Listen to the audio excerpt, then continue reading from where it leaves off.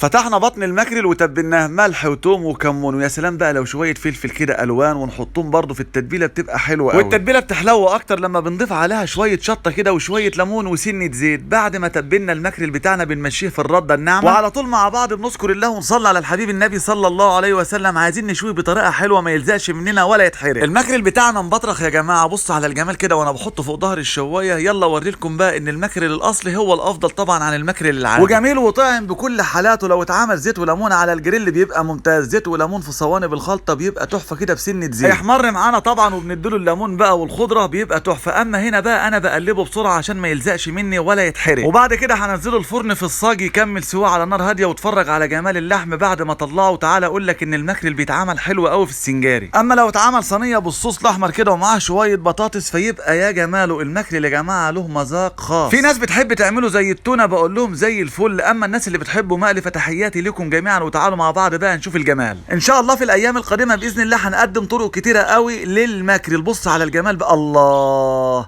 يا سلام على الحلاوه. تعالى بقى اديله شويه الشرشه كده بالليمون والثوم والفلفل الملح والشطه بقى يا باشا كده، واسقيلي الماكريل واستطعم احلى سمكيه. قريبا باذن الله هنعمل حاجات كتيره قوي. يلا مع بعض كده نشاركه للغير ونحط لايك جميل ونقول راينا في التعليقات. وتابعوني لو بتشوفوني لاول مره عشان تشوفوا الحاجات الحلوه اللي انا بنزلها. اخوكم وحبيبكم الشيف رضا شعبان. فده بص على الجمال، الله.